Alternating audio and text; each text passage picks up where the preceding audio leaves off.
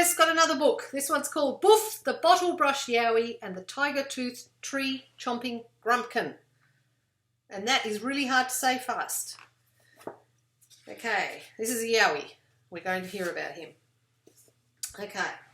The Tigertoothed Tree-chomping Grumkins came marching along a track towards the rainforest. Their heavy hobnail boots went crunch, crunch, crunch over the ground, and the grasshoppers had to move very fast to get out of the way. Crunch, crunch, crunch, crunch. Closer and closer they came, their terrible tree-chomping teeth gleaming in the sunlight.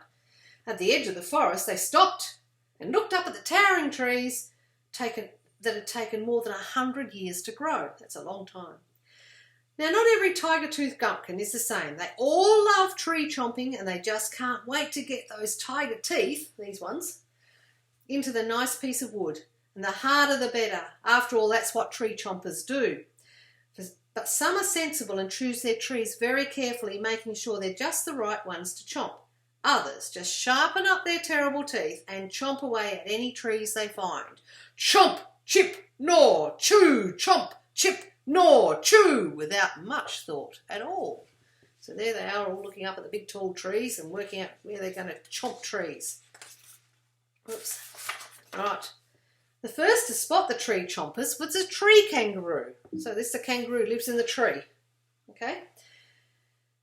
From the topmost branches of the umbrella tree on the top of the edge of the forest.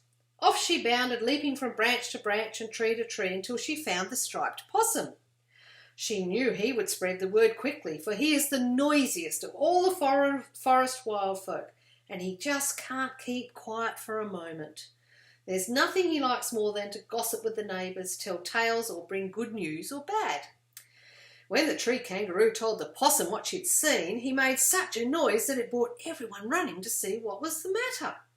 The cassowary, this bird here, and the lyrebird came to the foot of the tree where he lived, and the amethyst python, this is a snake up here, this python, woke up to the sound of his voice, and of course the bandicoot popped out of its hole.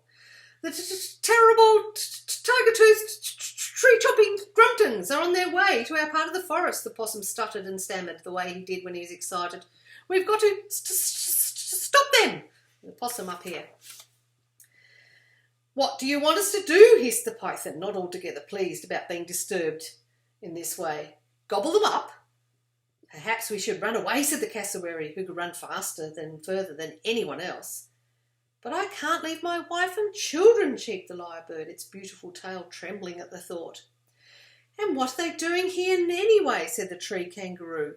The only sensible thing to do is to tell the Bottlebrush Yowie, said the bandicoot. She'll know what to do. Everyone agreed, because they all knew Boof the Bottlebrush Yowie was the guardian of the rainforest and everything in it. Okay? They also knew the legend of Lord Balthasar, the bunyip, who ruled the Yowie kingdom from his cave at the bottom of the crystal billabong. A billabong's like a pond, where you go swimming. The Yowies were his faithful servants, keepers and protectors of the forests and mountains, the wetlands, the rivers and streams, the bushlands and the forest. Boof the Bottlebrush Yowie was the happiest of all, content to roam the forest, never growing tired of its wonders. Yes, everyone agreed the Bottlebrush Yowie would know what to do, and the bandicoot knew just where to find her. So here's the bandicoot and here's the Bottlebrush Yowie. Sometimes Boof was so happy she didn't look where she was going, and thumpity bump she would trip over a tree chump or a creeping vine. It didn't bother her at all. Up she would get, and on she would go as happy as ever. Then, when evening fell and the forest grew dark with shadow, she would follow the fireflies home to the big fat bottlebrush tree where she lived, and that's where the bandicoot knew she would be. As soon as Boof the Bottlebrush Yowie heard there were Grumkins in the rainforest, she knew exactly what to do. First thing in the morning, we'll visit the tree chompers' camp before they can chomp trees, she said. I'm sure everything will be all right. Boof was very reasonable, Yowie, and quite easy to get on with, except when the rainforest was in danger, and then she became as strong as the trees in her care. Later the next day, the tree-chomping Grumkins were sharpening their iron teeth and getting ready to start chomping. Can you see them sharpening their teeth there on the stone, making it nice and sharp? They had built a camp with sticks and bark, and it looked as though they were come to stay. "Good morning, Grumkins," Boof greeted them as she appeared at their camp with the bandicoot and the others close behind.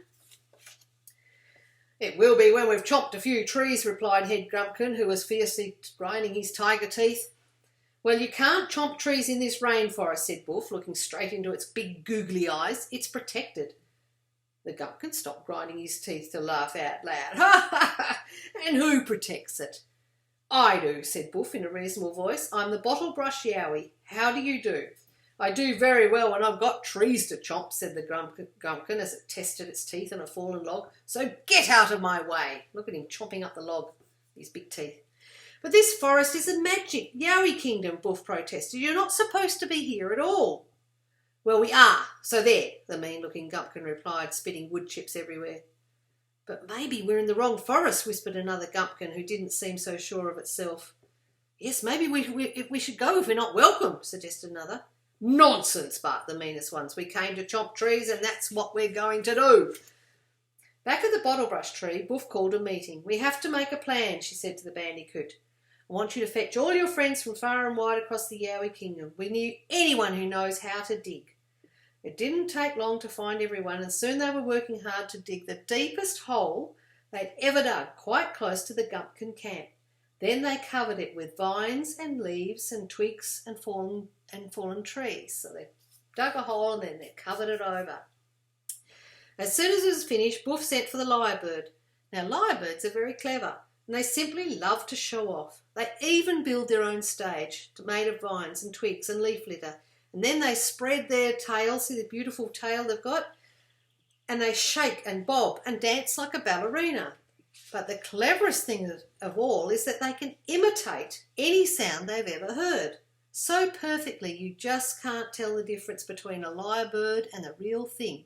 They can sound like a chainsaw, they can sound like a motor car. So they're very clever. They can imitate, which means to copy. They can make the sounds with their voice. And that's exactly what Boof the Bottlebrush Yowie asked the lyrebird to do. When all was ready, everyone hid and waited to see what would happen. The lyrebird spread his magnificent tail and began to dance. First he sang all the songs that other birds sing, then he made all the songs of the rainforest animals. Then, when he was quite ready, he made the noise that the tree-chomping Grumkins made. Chomp, chip, gnaw, chew, chomp, chip, gnaw, chew. The sound carried clearly to the Grumkin camp, where several trees had already been chomped, and the meanest-looking tree-chomper was just about to chomp another. "What is that?" he growled, stopping to listen. "It sounds like someone else is chomping trees," said another, rather glad of the company.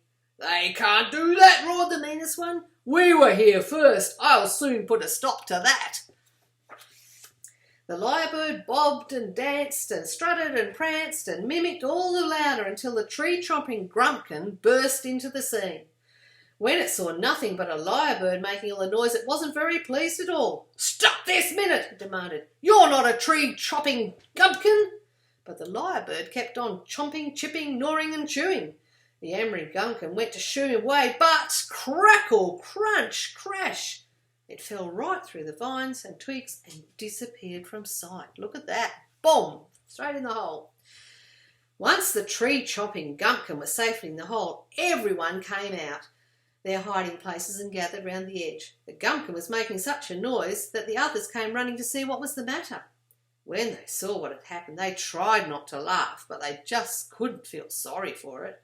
"It serves you right," one of them said, "for not listening what the forest wild folks had to say." The others agreed. "You should be ashamed," they cried.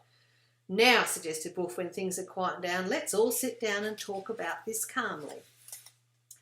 But there was nothing very calm about the Grumkin down in the hole. "Get me out!" it shouted, grinding its tiger teeth. "I've done nothing wrong. People need tree chompers to give them wood to make chairs and tables and to build houses." "That's true," Boof agreed cheerfully, "but you're supposed to ask first and take our advice." Everyone nodded their heads in agreement, and even the other Grumkins sat down to listen. They talked and talked till the darkness fell and only the fireflies glowed among the trees. Boof allowed the Grumkins to build a small fire to keep warm because there was still lots to learn and understand. The wild folk came forward one by one and explained what the rainforest and its trees meant to them, and the Gumpkins told them all about the world outside the Yowie kingdom. So look at them sitting around the fire having a good old talk about the forest and what happens in the forest. Even the meanest Gumpkin listened and learned, and even though he didn't agree with everything and everyone, he tried to understand. Next morning, the Tigertoothed, tree-chomping Grumpkins packed up and left the Yowie kingdom, promising never to return. They said they would be more careful in the future and only go where tree-chomping is allowed, and they would plant more trees to replace the ones they've chomped. That's a good idea, isn't it? That way, the rainforest and all the wildfolk who live there would never disappear. Everyone was relieved to see them go. The striped possum called a loud goodbye, and the clever lyrebird mimicked all the sounds of the rainforest just to show he was pleased. The cassowary brought her chicks, where's her chicks? Can't see them, to see the Gumpkins leave, and the tree kangaroo watched them from the top of the mango tree. Then the bandicoots and wombats went home to bed, and the python went back to sleep. Boof returned to her bottlebrush tree in the secret place where she kept the magic Yowie stone. I've got a thing popped up here we don't need. She reported to Lord Balthazar the Bunyip that the Gumpkins were gone and had promised never to come back. "Humph," the Bunyip puffed. "I'm not at all sure that you can trust tree chompers, but we'll see." And he closed his big green eyes and sighed. "Ah, how quiet it is. You've done well, Boof, very well indeed." And all at once the bumpkin was snoring loudly. There's the Bunyip up here in his stone. So everything in the Yowie kingdom, especially the rainforest, was once again just the way it ought to be. So there you go, boys. That's another story. And Pop Pop just put his head in, but he left again. He's been riding around on the motorbike. Lucky him. Okay, I'll have to find you some more books. That's enough for today, but I'll find you some more for tomorrow. Bye.